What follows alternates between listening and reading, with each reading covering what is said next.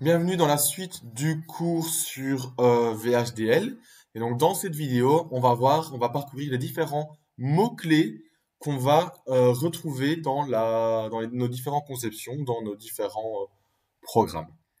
Alors tout d'abord, on a le premier mot-clé qui est design. Donc design, c'est quoi? En fait, c'est juste quand on dit on fait un design, on va faire la description du circuit dans le domaine fonctionnel. C'est-à-dire qu'on va faire la description comportementale.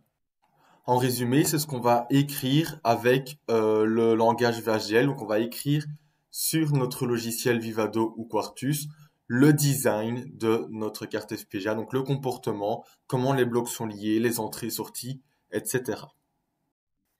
Ensuite, on a synthèse, donc c'est une succession d'opérations qui vont permettre, à partir du design, d'obtenir une description équivalente dans le domaine physique. Donc, une fois qu'on a fait le design, on peut faire la synthèse.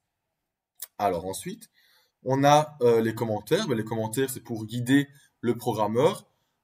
Si jamais il ne travaille pas sur son code pendant quelques mois, ben, le fait de revenir plus tard et d'avoir des commentaires, ça va lui permettre de revenir plus facilement et de comprendre ce qu'il avait fait.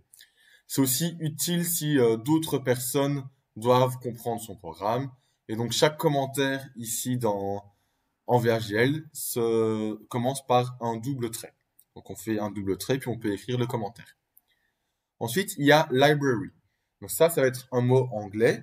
Une library, en fait, c'est une librairie qui va contenir les packages avec différentes fonctionnalités. Donc il est obligatoire de les importer pour utiliser les fonctionnalités. Par exemple, on va avoir la librairie IEEE. C'est la librairie la plus courante dans VHDL. C'est un peu comme Python. Pour Python, on doit aussi importer des librairies qui contiennent des packages avec différentes fonctionnalités. Ensuite, il y a use. Use, ça va permettre de rendre un package d'une librairie disponible. Donc d'abord, on doit importer la librairie. Après, on doit utiliser le use pour dire, voilà, on va utiliser un package de telle librairie.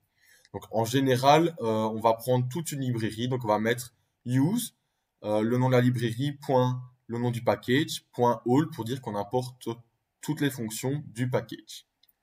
Ensuite, il y a port. Alors, port, c'est quoi? C'est pour définir les interfaces, les entrées et les sorties, les boutons, les LED, les switches, etc. de la carte dans la partie entity. Donc, c'est l'entité. On va voir plus loin ce que sont les entities. Alors, ensuite, on a le to. Le to, ça définit la direction pour un range vers les positifs. Donc, par exemple, on va avoir un range de 0 à 4, on va dire 0 to 4. Donc, ça va représenter un vecteur de 0 à 4, donc 0, 1, 2, 3, 4. Et donc, le to, ça veut dire qu'on va de 0 vers 4, vers les positifs. Alors, même chose, on a le down to. Le down to, c'est l'inverse du to. On va partir euh, d'une valeur et on va aller vers les négatifs. Donc, même chose, on va définir un range. Si on dit 4 down to 0, donc 4 down to 0, ça va représenter un vecteur 4, 3, 2, 1, 0. Alors, le begin indique le début d'une séquence. Ça veut dire qu'on va commencer un process, une séquence ou autre. Et donc, s'il y a un begin, il y a d'office un end pour dire, voilà, on arrête la séquence. Alors, ensuite vient le end. Donc, comme j'ai dit, ça indique la fin d'une séquence. Alors, le end est généralement lié à un begin. Maintenant, on peut retrouver le end dans d'autres cas qu'on verra par la suite. Ensuite, le map, c'est quoi? C'est si on a plusieurs designs dans un projet et qu'on a plusieurs fichiers, on va procéder à l'instanciation du composant avec la commande map pour permettre la communication entre les fichiers. Alors cette commande, elle est utilisée surtout pour les simulations ou bien lorsqu'on va mettre les fichiers dans la carte FPGA. Mais donc du coup, c'est vraiment pour communiquer entre les différents fichiers. Et donc c'est lié à ce qu'on appelle un component, qui appartient du coup à une autre paire entité-architecture. On verra par la suite ce qu'est une paire entité-architecture. Alors, il y a l'assignement des signaux. Donc, on représente l'assignement des signaux par ce symbole-là. Donc, c'est plus petit ou égal si on traduit ça en maths. Et donc, ça permet d'attribuer une valeur à un signal. On verra par la suite ce qu'est un signal. Il y a aussi l'assignement des variables. Donc là, c'est un 2 points égal. Donc là, on va pouvoir attribuer une valeur à une variable. On va voir qu'un signal et une variable, ce n'est pas la même chose. Alors aussi, ce qu'il faut savoir, c'est que dans le VHDL, il n'y a pas de différenciation entre les majuscules et les minuscules.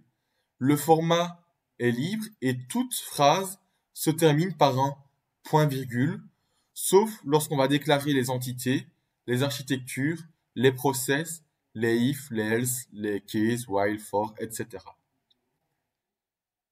Alors, ici, on a un tableau qui reprend les différents mots-clés qui sont réservés au langage VHDL. Donc, on va pas tous les voir, mais par rapport à ce qu'on a déjà vu jusque-là, ben, il y a le NAND, ben, le AND aussi, le OR, le XOR, il y a les while, le map qu'on vient de voir, les loops, les for ici, les end qu'on a vu aussi, le begin.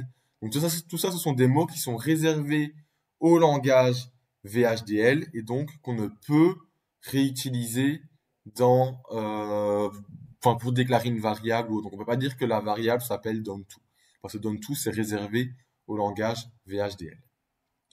Donc voilà, c'est tout pour cette vidéo. Dans la prochaine vidéo, on va voir la structure d'un programme en VHDL.